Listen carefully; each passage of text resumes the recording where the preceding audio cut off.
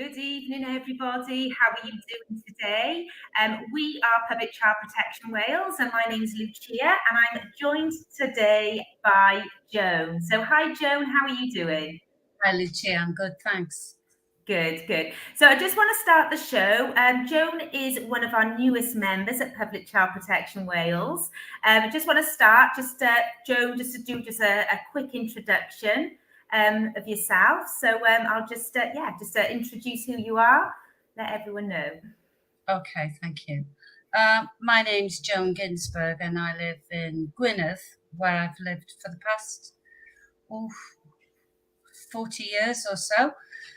I'm originally from England, but I am a Welsh speaker, and I speak Welsh with my children, which is a very important factor in my life, really. You know, I love the Welsh language, and I'm very committed to it. I've spent quite a few years as a teacher, initially in the East End of London, and then whilst I've been in this area, I've been a supply teacher mainly because the subject that I was specialised in wasn't really available. I studied Spanish at college, and there weren't many schools that were teaching Spanish. So I sort of filled in for whatever. I was a jack of all trades, you know, and I did everything basically, from just the odd day here and there doing maths. I tried my best anyway. Hope I didn't do too much harm. And yeah, I did what I could, but I also managed, luckily, to be a Welsh teacher at times. And apart from that, that would be in the 90s mostly. And then eventually I got more work as a home tutor for Gwynedd. So I would be in children's homes, and on some occasions they would be in my home as well, you know. So some of them almost became like family members. So I particularly like that because you got quite a close relationship with the child, you know. And I'm here in PCPW as a novice, really. But having said that, I have worked quite hard to try and get up to speed. But I have to say there's an awful lot to know. And the likes of Kim and yourself are probably streets ahead of me. But I'm here because of commitment and because I feel that this is crucial. This cause is absolutely crucial. And I just wish there was thousands upon thousands of us. I think if people could only see how important it was, then there would be far more of us. But unfortunately, the work has been left to a few, as is so often the case with so many movements. But I think we're growing, aren't we, Lucia? We are definitely, Joan, definitely, Joan. And you know, like you're saying now, like you've spent years and years as a teacher. Did you ever know of anything like this RSC back in your day of teaching? Are aware of anything? I wouldn't exaggerate how many years I've done full time. It would probably only amount, I don't know, I wouldn't like to say, but I'm not a massively experienced teacher. But I've spent enough time in that discipline to know how people feel and to know the kind of onus that's on them when something new comes along that they have to tackle and get used to, you know, which is always difficult because you're having to manage that in tandem with working in the classroom and your home life as well, and marking. Yeah. Because home life can be very limited if you're a teacher. I mean, for example, my sister was a teacher and she didn't have a family, she didn't have children. And her life was eaten up by it, to be honest with you, for decades, because she was so committed. She wouldn't have a lot of free time, really. I mean, every day there was something for her to do, especially as you go up the scale. And I think she was a deputy head. before she retired, you know. So I know what the onus is. There's a lot of hard work, and also there's a lot of changing of goalposts and new elements, new curricula, and this one is just another one. And no, that was one subject that I don't think I ever covered, because in the 90s when I was working locally, well, I might have stood in if someone was ill, but I wouldn't be allowed to teach it because only people that had got a certain level of expertise were allowed to teach it then. Yeah, this is the issue now, and we have spoken about some of the issues that you just said in the past. Firstly, there is a lot of it. There's a lot of pressure on teachers anyway. You know, they have got, you know, they've got, you know, there's grades that they, you know, they've got to make sure that there's a certain amount of children that reach grades. That they've got a lot of pressure anyway, haven't they, teachers?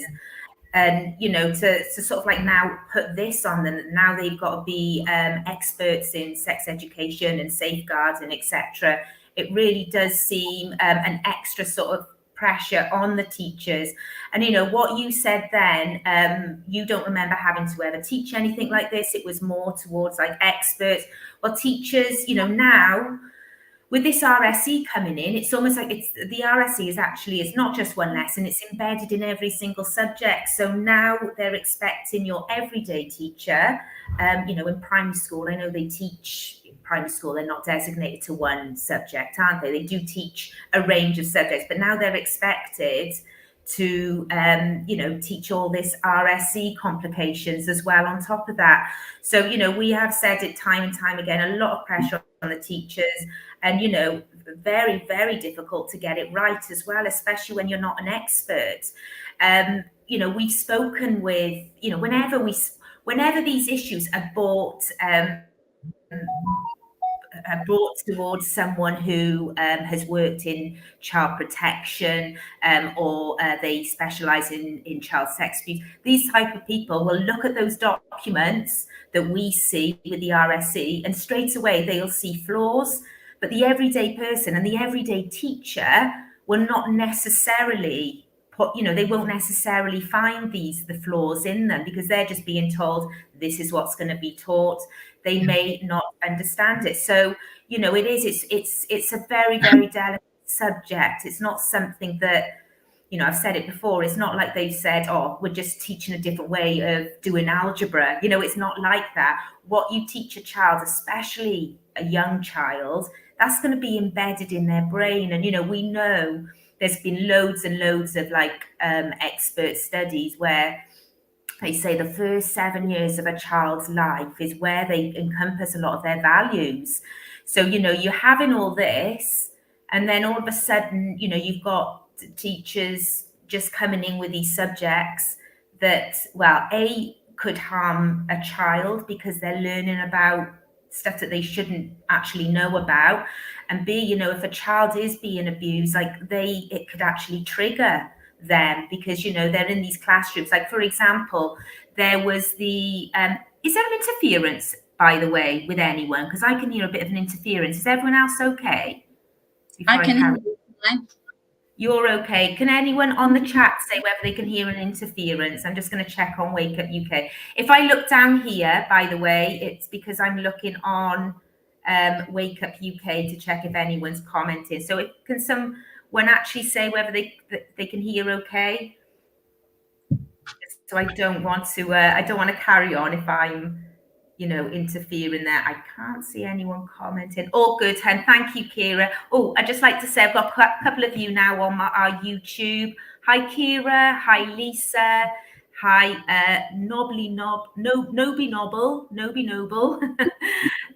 Thank you for watching.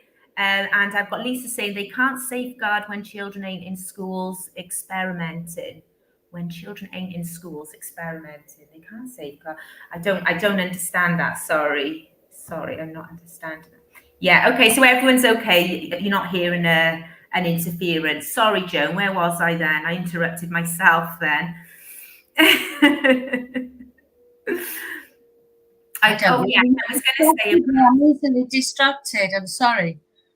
No, that's okay. I'm easily distracted myself. I was going to say about the pilot scheme in England in 2018. That was scrapped. So that was called the All About Me schools. Now, anything we do say, if you're new to this, please research it. Don't just take our word for it. The All About Me schools, it was a pilot scheme in England, 242 schools. And we know for absolute facts that they were teaching children from 6 years old about, well, they called it self-stimulation, but it's actually masturbation. So we know that for an absolute fact. We know that parents didn't even know about the information they were being taught until I think some parents had found out by accident, opening their children's books and seeing depictions of naked bodies. And, these are children that are, 5 and 6. And you can't teach that, there's almost like this obsession about teaching children about their sexual organs from that age. And, anybody, you don't have to be an expert to know that at 5 or 6, children they're not sexual organs, they've got, that's your private parts are just where you do a wee, and that's it. That's all you really sort of need to know at 5 or 6. But they seem adamant they need to know the proper terms and the proper terminology and what it's meant for. And it makes no sense. It actually makes no sense, because you're thinking, I know what a 5 or 6-year-old is like because I've had children. You yourself, how many children have you had, Joan? You've got more than me, haven't you? I've had 6 children. 6 children. How many grandchildren? Every time someone asks me that question, I have to count me. It's ridiculous. Oh, I'll get back to me on that one. You've got so many. You've got masses. This is ridiculous. I can't think on the spot for that one. Yeah, 7. Wow. So you yourself, like, you've had a lot of experience on how children think at a young age, and as have myself. We know that children, if you tell them about something, they're going to want to look into it or try it out, because children are just inquisitive. So no matter what you tell them, they'll, if you put some chocolate in front and says, don't eat that, they're going to eat it. Do you know what I mean? So that you can't be telling children before they're ready about anything sexual. And it really, I feel like banging my own head against the wall when people are saying, no, it's important that children know about this to save them. They're saying that it'll protect them, it'll safeguard them if they know about it. And it makes no sense at all, because we know what children are like. Children cannot be making adult decisions. And that's the be all, that's the bottom line. They can't be making, or they can't be responsible for decisions that are very adult like. And this education seems to be, it just seems to be adamant that children should be learning to consent, when it shouldn't be consent, because children haven't got the capacity to consent to adult decisions, full stop. So it should just be an empowering no. But unfortunately, this RSE just seems to be obsessed that children should be making their own decisions. And, with some things, with children, like with my own children, there are certain decisions that I let them make, such as, what breakfast cereal do you want, this or that. You can get them involved with making certain decisions that will help them grow up, because I think it's important that they, get those decision-making skills ready. But when it comes to very adult decisions, such as, what this RSE is pushing, the gender reassignment, which is irreversible, and obviously sexual activity, which, the harm that can do to a young child, that can be irreversible as well. Children should not even be a thing that children are making these decisions. And we've noticed actually in the news this week, there was an article by The Guardian saying about Tavistock, Now, for any of you that don't know what Tavistock is, it's a clinic of gender reassignment. So we see a lot of articles, don't we, regarding Tavistock? Yes. And whistleblowers. I've Yeah, watched whistleblowers talking about it. And I think it wasn't one of the most senior people there working with, what do they call it? GIDS, Gender Identity Dysphoria Clinic or something like that. There has been a controversy there, definitely. And a lot of the people that work there felt that they were being railroaded into doing things and using practices that they didn't want to, that they didn't feel was healthy for the children. And they didn't feel that the children were being given enough therapy and consultation and time in order to decide what the best track for them was. They felt that they were being railroaded into affirmation rather than discussion and offering therapy, which has been their chosen technique in the past, but it seems that it isn't there anymore for whatever reason. They feel that it's been politicized, the whistleblowers that I listen to. Yeah. And I think it actually has, hasn't it? It's almost like you can't ask questions. It's almost like they don't want to ask questions, not to offend. So then they end up just reassigning children, well, as young as 10. It was saying on this Guardian article, as young as 10, they're reassigning children. So there's going to be starting this process of hormone blockers and, things that are just, they're not going to be able to, well, you can reverse it, but obviously that's ends up being even more complicated. And, this causes... I don't think you can though, Lucia, because I think there are certain processes. I think I'm right in saying that there are certain processes, if you go on hormone blockers, if you go on puberty blockers, once you've used those hormones, there are certain processes in your body that aren't actually going to happen, that should be happening.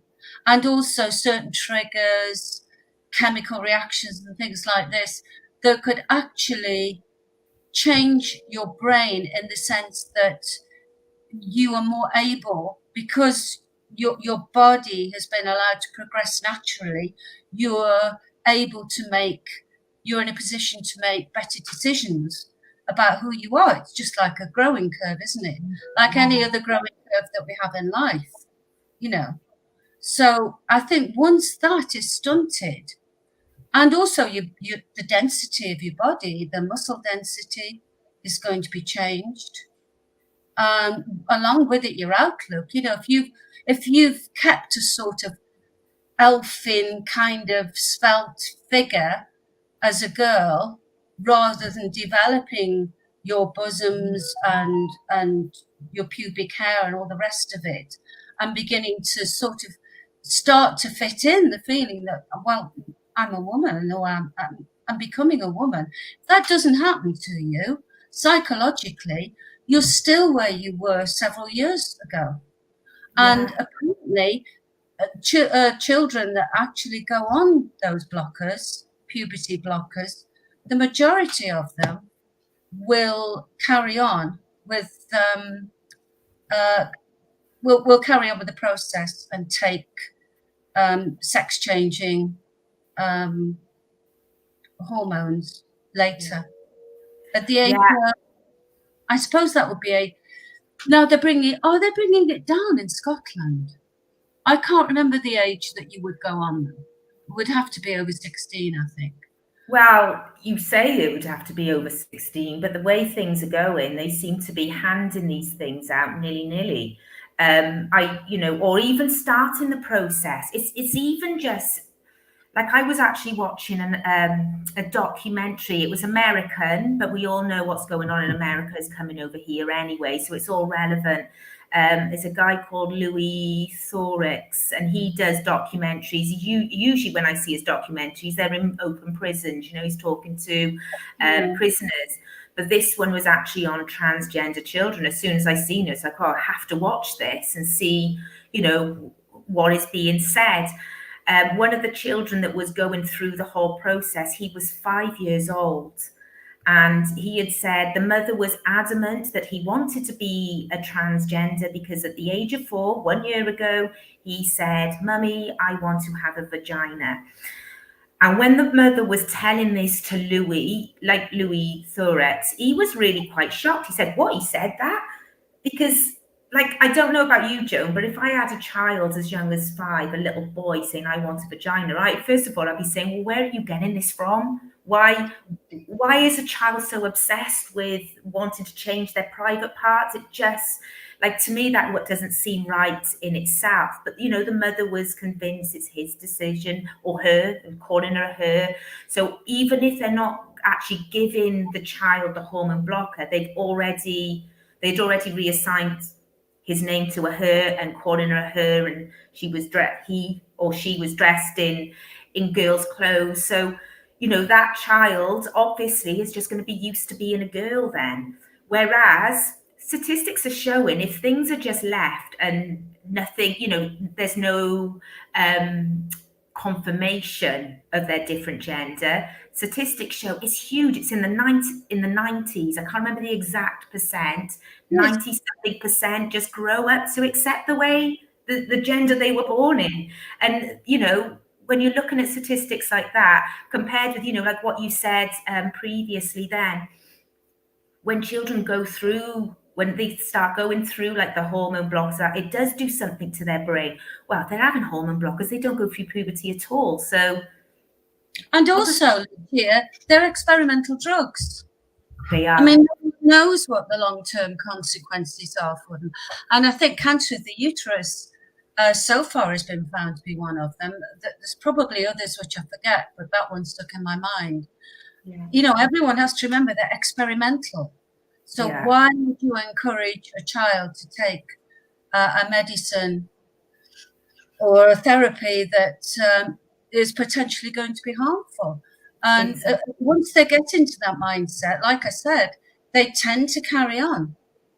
The majority of them tend to carry on. And many of the people that are, for some reason or other, I don't know why, many of the people that are carrying on with this journey are autistic girls. Yeah. A massive percentage are autistic girls, aren't they? They have actually proven that. And also, why would you want to encourage a child if a child has actually said something like that? I want a vagina. Like you said, your first instinct, would you be shocked and appalled, wouldn't you? Yeah. And you would think, oh my goodness, you know, this is worrying, this is so concerning. Like you said, where did they get the idea from? And why would you affirm that? Why wouldn't you treat it as something to be concerned about, you know? And this is one of the things that I cannot understand with the gender issue. If you've got young children that are saying things that have never been expressed by children, or not ever, for decades and decades and decades, and then you suddenly got dozens of children, hundreds of children. I wouldn't like to say thousands, but it probably is. I mean, I remember reading, now what was it called? The book by Shreya, Trans. And I'm pretty sure she said that there were 30,000. I could be wrong, but it was many thousands of people, girls, I think. Yeah, it would be girls, obviously, because I'm talking about mastectomies that were on the GoFundMe pages looking for money in order to finance mastectomies.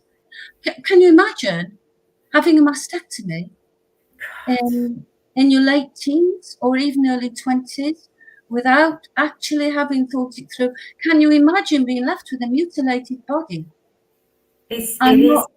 That is irreversible. It's irreversible damage, and that's the name of another book on this issue. And it would make you cry just to think of it, you know. These poor people. And then if it's a boy, obviously, I mean, he's going to have, I can't remember what what the surgical therapy is called, penectomy.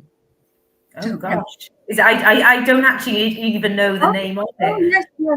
I mean, it's an operation that's been around for quite a long time, and it's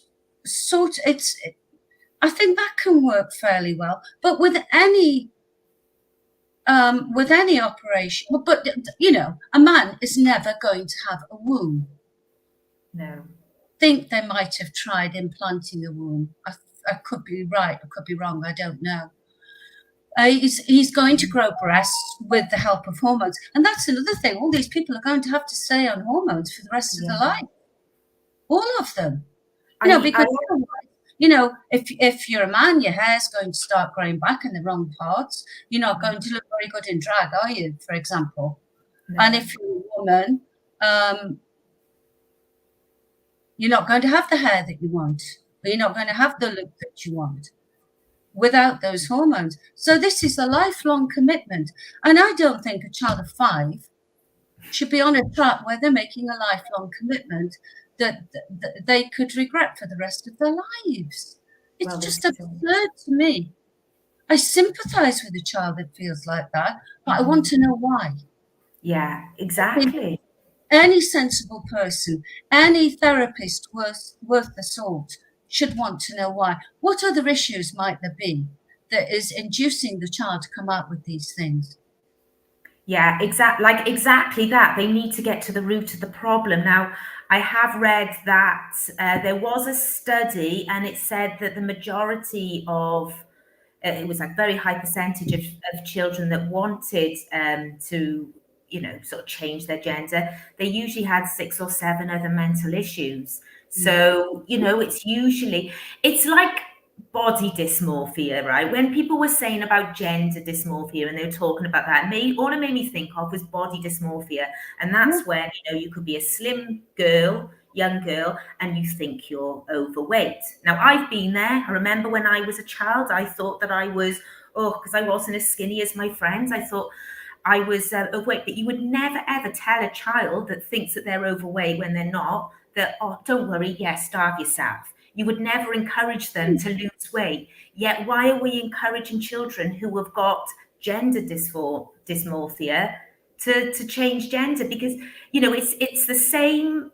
I don't want to say it's the same issue because it's not really, but they're actually wanting to be something they're not, you know? So why? Like a lot of the time as well, you know, when they actually look into these things, you know, maybe the individual had been abused. So it could be a girl that wants to be a boy because she doesn't recognize as a girl. Now, you need to be tackling those issues. You don't need to be changed because the issues are not going to go away. If you've got mental health issues of any sort, it's not just going to go away by changing your gender. In fact, it's going to, you know, it's going to cause you other problems. It's like, you know, if you had, you know, you hear about women, you know, they want to have their breasts enlarged because it'll give them more confidence. Well, in fact, if you're not more confident as the way you are, then what is that? They're going to end up still having those confidence issues, even if they get their breasts enlarged. It's not. It won't end there, will it, Lucia? What's that? It won't end there. There'll be the next thing that they're worrying about. Simply because they've got this malaise inside them that they're not happy with themselves. So they'll find something else in a year or two, you know. Might be their ears or the nose or the neck or whatever, you know. Yeah. It's a treadmill. It's a treadmill. It is exactly that. And, you know, you sort of like mentioned about you'd have to be on hormones all your life as well. Now, as a child, right, an 11-year-old child, for an example, it'd be very easy for a boy to look like a girl because, you know, they've all got baby faces and it's quite easy. But of course, when that child grows up into a man, it's going to be more difficult. It's very, very difficult for a man to look like a woman without sort of surgery, you know, a lot of makeup. And they don't, you know, they seem to just like, they don't seem to sort of like focus on that at all, like the journey that they're going to have later on. And it just seems, Yeah, it just seems that they are getting not even half the information really when they go into these clinics. And that was what that article said as well. It said that is it like the protocols, if you like, the protocols that they take is way beyond the standard of the normal NHS. So that's what one whistleblower has said.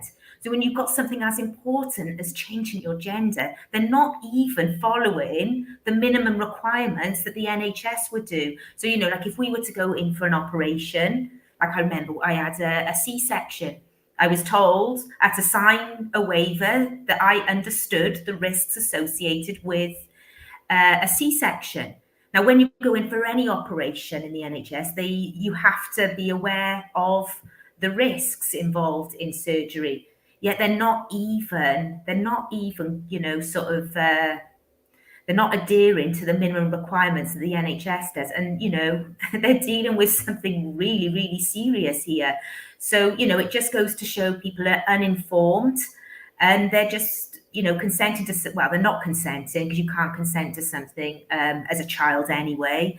But you can't even consent to something that you don't know all the information about. So this is why they're coming under attack a lot by whistleblowers because of those reasons. And, you know, children's lives are being ruined in the process. Also, I just wanted to say about this, what do you call it, trans regret. Now, I did notice on Instagram there was actually a whole sort of week dedicated to the trans regret, but you don't ever see this put forward either. So many people, you know, they go through the transition and then they get to an age then and they regret it. And, you know, what you were saying then about the being irreversible, they find it very difficult. They get shunned by the trans community. And, you know, they're kind of in like a no man's land then. So, you know, they don't even, when you go to these clinics, they don't even sort of discuss the high percentage of those that do regret it later. So, you know, it's definitely uninformed consent at every level. And it's really quite sad, you know. I agree. And another thing that occurred to me, and I think I've heard Kimberly mention it too, that you're always going to get the odd parent. I wouldn't like to say how frequently, might be rare, but you're going to get the odd parent that actually enjoys the kind of attention that their child is getting because they've come out as trans. Yeah. And the child will enjoy it too. Yeah. The child will enjoy. And there's plenty of sites on the internet that are going to encourage them with their decision as well. Yeah. Oh, God, definitely. And, you know, what you're saying about attention. Yeah. Sorry, I didn't quite finish it. I haven't quite said it properly, I don't think. But what if you've got a parent that actually puts it in the child's head in the beginning? You know, we know that there are people do strange things. There are weird people around. That's not impossible, surely.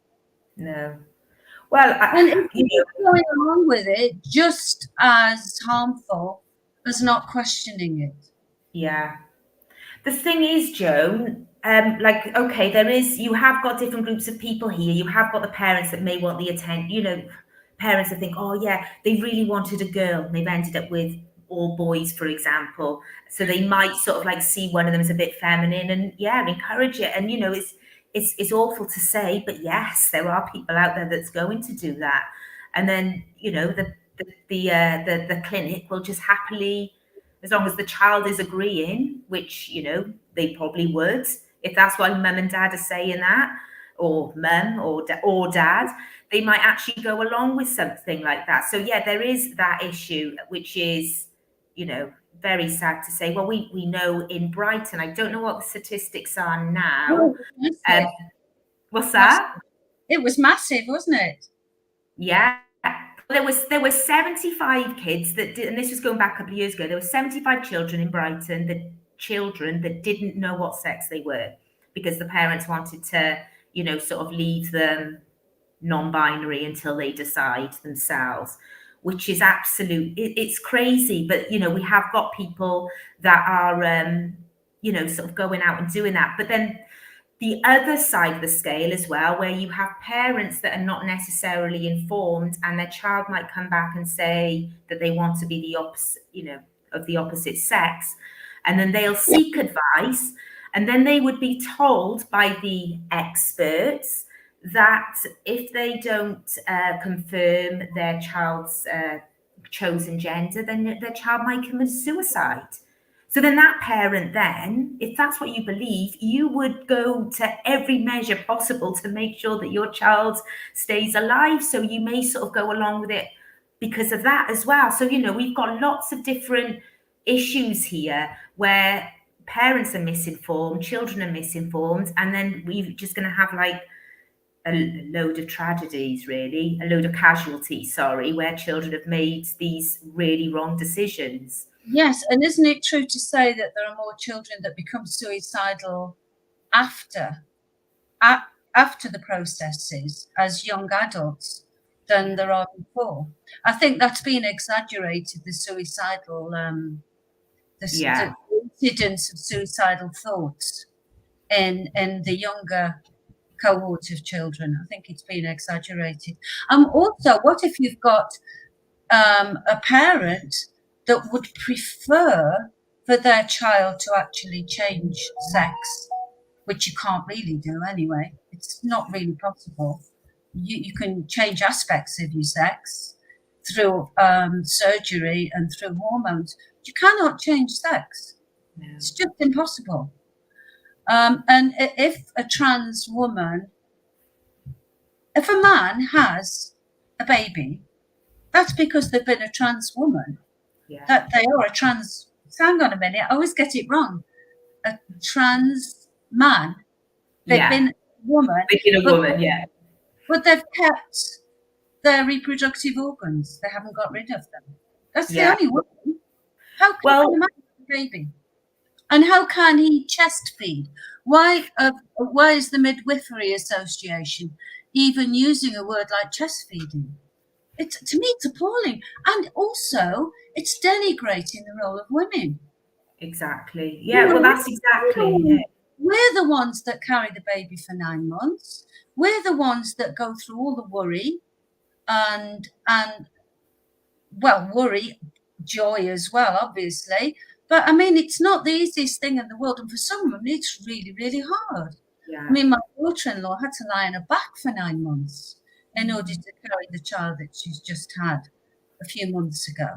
And some women are throwing up for months. It's almost like an illness for a lot of women if you're unlucky. And it can be that way, can't it? Yeah. So, to denigrate, I feel it's a denigration of women to say that there is no such thing as a woman, or there's no such thing as a girl. I think that part of this process is actually making women disappear. If you want to make sex disappear, then you're making women disappear. And likewise, men. It's doing disservices to men as well. Yeah. And it's also, it's almost like it's taking something like you can be female, but not feminine. Like, I wouldn't say I'm very feminine. I don't go and get my nails done and my makeup done and that.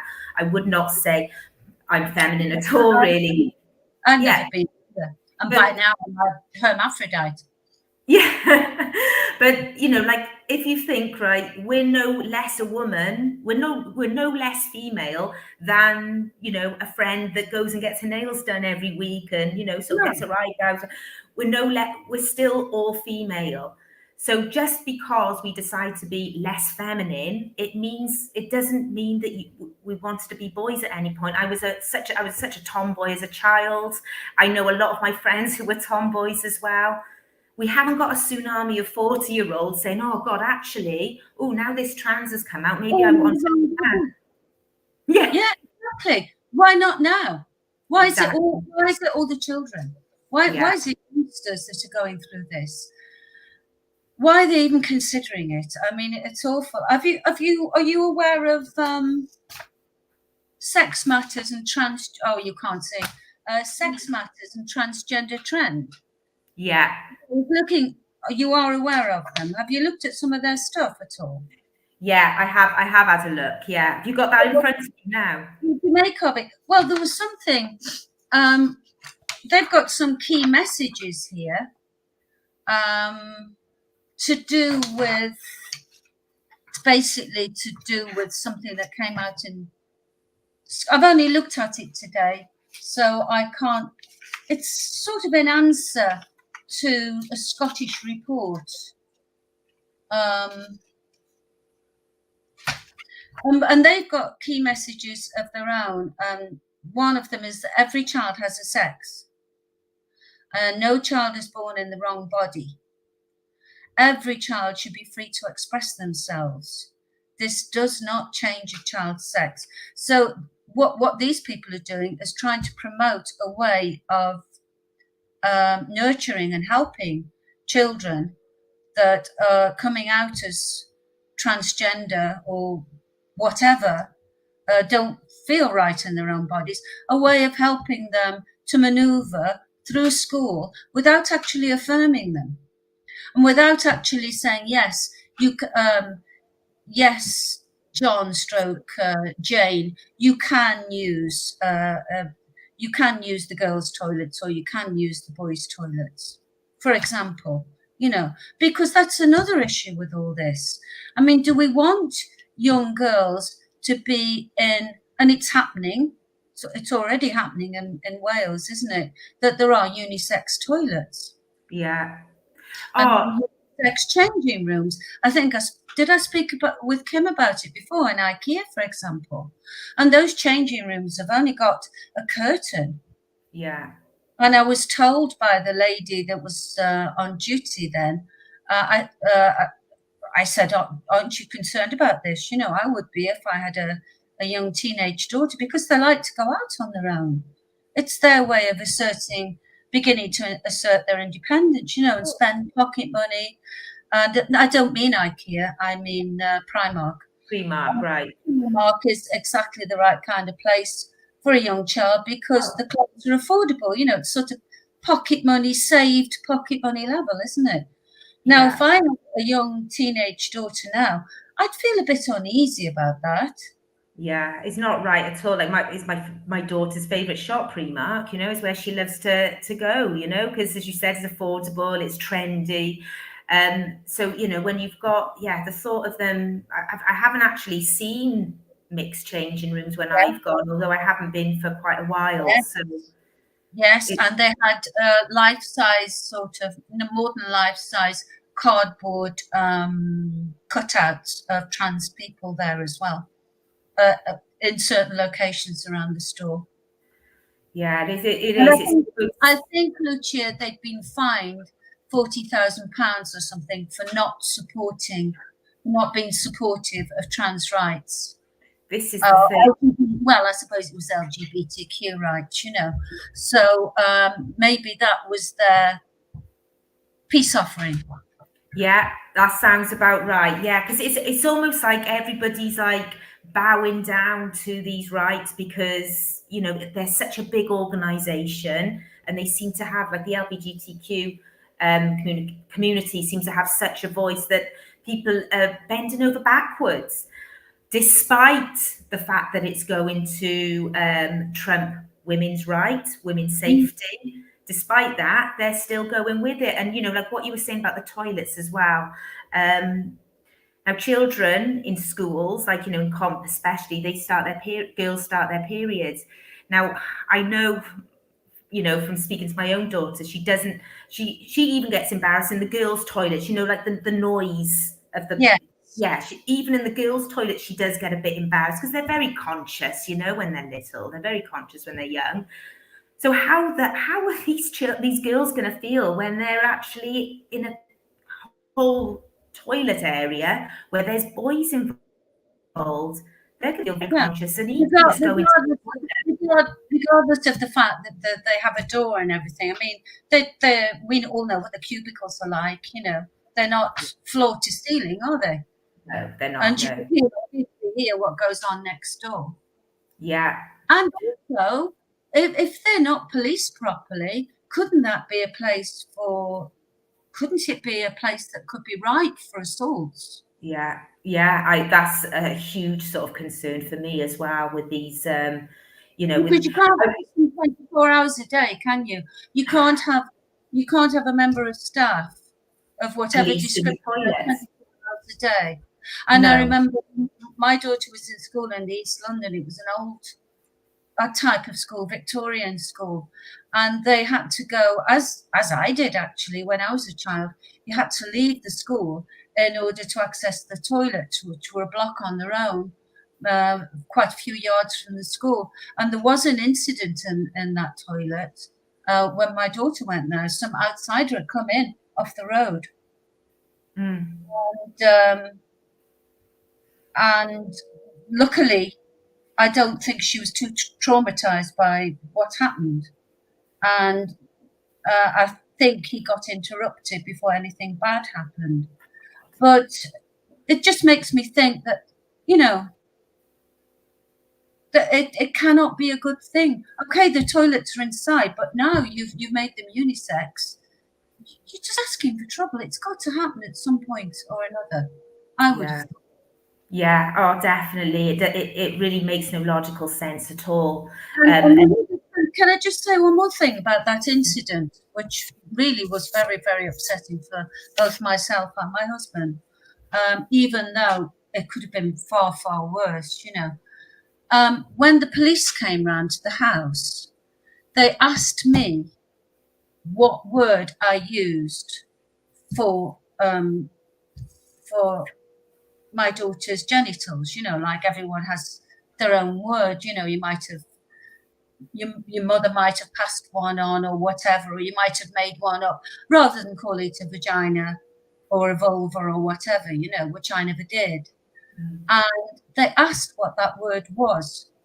And the reason I'm mentioning that is because one of the reasons why they put forward for teaching the actual clinical names of genitalia, etc., is because they think that that is going to help to protect children from sexual abuse, or be able to talk about sexual abuse in a way that's understandable to everyone. They don't need those words, though, because the police, well, the Metropolitan Police at that time, had a policy whereby they knew that parents didn't speak to the children like that necessarily. They didn't use those words. And a lot of them would have been Asian parents as well, or from all sorts of ethnic backgrounds. So obviously, to me, that's a white elephant. Yeah. Oh, it's to me as well. I don't understand why. Or a red herring. What's that? Or a red herring. A red herring. Yeah. It's just taking you down the wrong trail. It baffles me when they come up with that argument, because if a child says something which sounds a little bit strange, because there was that incident, we've seen this story, a girl said that her uncle licked a cookie and the teacher just dismissed it, didn't ask any more questions. But that, if you are, we're saying that teachers, shouldn't be responsible for safeguard, but just at its very basic level, that should ring alarm bells straight away. Or even if she called her a flower pot, you would ask about that flower pot. Do you know what I mean? You would ask questions. But Kim has actually said it before. Teachers aren't allowed to ask questions. So where is the safeguard? If you can't ask a question when a child has actually disclosed something, that child has got to literally say it in black and white and use the words vagina or penis in order for you you as the adult to understand. It makes no sense. It's just a load of rubbish, really, to try and make this RSC look like a good thing when, in fact, we know that it's just a load of rubbish, isn't it? Just based on the fact. It's an excuse to bring in something that's totally inappropriate, as far as I can see. Yeah, absolutely. It is, absolutely. And do you know what? We're nearly running out of time, and I have not even. We could talk about this all day, Joan, couldn't we? I haven't even spoken about our fundraiser. So, as all of you watching should know, perhaps you don't. And we are facilitating a legal battle against the Welsh government's new curriculum, the Curriculum and Assessment Act, because of the RSC. It's the RSC we are really concerned about for many reasons. One of the reasons we've discussed on the show. And yeah, we've, basically this RSE is harmful. We can see that it's not relationship and sexuality education. It's actually CSE, comprehensive sex education. Put comprehensive sex education in your search engine and you'll see country after country, the information that children are learning. There's actually a good website called stopcsc.org, and they show you quite a lot of lesson content that's already in countries, the 52 countries across the world. So let's get ourselves, if you're not already aware of what's going on and you think, what are they on about, RSCs, about safeguarding and safety, please get yourself educated, because these are children's lives we're talking about now. It's not just, as I said before, it's not just a different way of learning algebra. It's children's lives. We're putting things in children's brains that should not be there. So it's really important that everybody actually understands why we're kicking such a fuss. Now, we have gone so far, haven't we, Joan? We've come a real long way in the last sort of year and a half, nearly 2 years. And we've come, like this court, it is all going ahead. We've been doing lots and lots of stuff behind the scenes, but we really, really need you guys now. We need to raise as much funds as possible. We're doing a skate-a-thon in 2 weeks' time. It's the 26th and the 27th of March. Joan, are you joining us for the skate-a-thon? No. I'll do a walkathon. I won't do a skate-a-thon.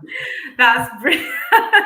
Well, there's lots of us down in Cardiff doing it. I'm not sure if there's anyone doing it in North Wales, but if anybody wants to join us, it's a 24-hour skate-a-thon. But we're not going to be skating for 24 hours. We're going to be getting ourselves into groups. So at least one person from each group has got to be present at any one time.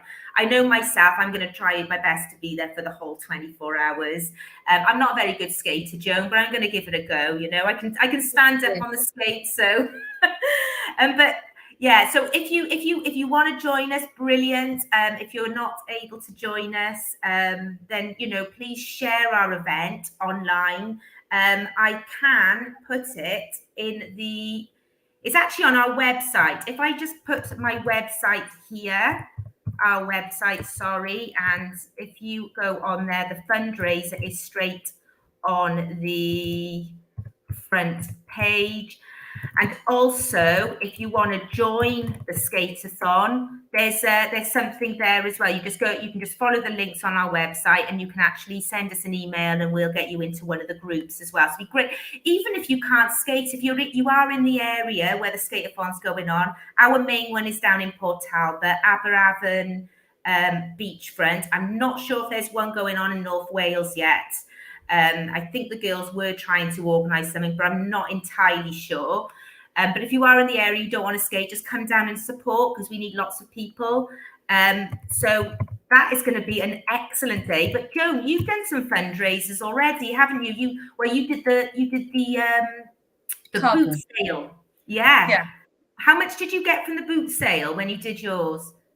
250, but we've still got things left over which are in my garage, so hopefully we'll do another one soon. This is the other thing I was saying. I want everybody to just take their own initiative. And now we're going into the nicer weather. There will be some good sort of car boot sales around. So if you've got stuff in the house that you just want to get rid of, and you're keen to raise money, then it's a really good idea. Like Joan and the team, 250 quid. That's absolutely incredible. Did you have a good day down there as well, Joan? We had a brilliant day. And we took plenty of leaflets along with us, and I was amazed at the level of interest that people were showing. Yeah. Some people would stop and talk with us for about 10 minutes or even longer. So in that, it was good all round, it was good financially, and it was good as far as getting the message out to people, for people to actually begin to question, and take information away. Say that again. and to take information away, you know.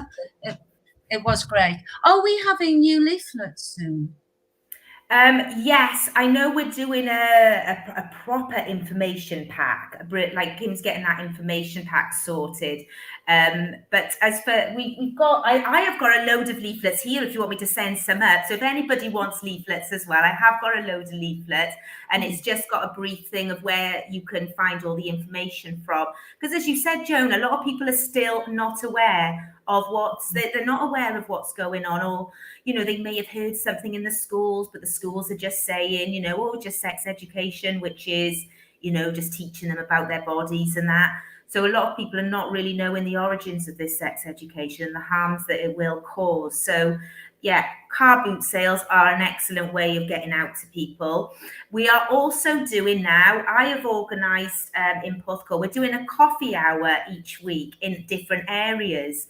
So if you are, no matter where you are in the country, because we have had a lady from England even interested, get yourselves into groups, meeting 1 hour a week. If you want information from us, we can send you information. We can even chat on Zoom, so you can chat to the people in your area, because there's going to be lots of people in your area that are not going to know anything about it.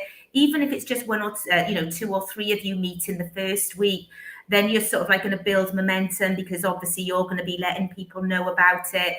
I am starting my very first one in Porthcawl at the Farmers Market at 6 p.m. That's this Thursday. So if you are in the Porthcawl or Bridgend area, please come and meet us there at 6 p.m. Farmers Market. If you want to organise your own, get onto our website. Just click in the email there, nice and easy to find that email, just to let us know that you want to set a coffee morning up, and if you want to chat with us beforehand, or if you want one of us to come down to the coffee hour as well, we'll be happy to do that if we're available to do so. So lots going on, and just get involved as much as possible, because the more of us that are just doing these little things, the better it is. Like if we could just have, maybe it's just 5 groups to begin with, doing a coffee hour in each area, then that's going to expand. The 2 people in each group might expand to 5 people, 10 people.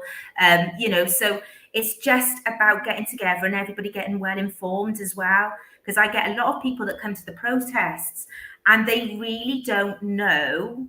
They don't know enough about it. They know it's bad, but they don't know enough to be able to tell other people about it.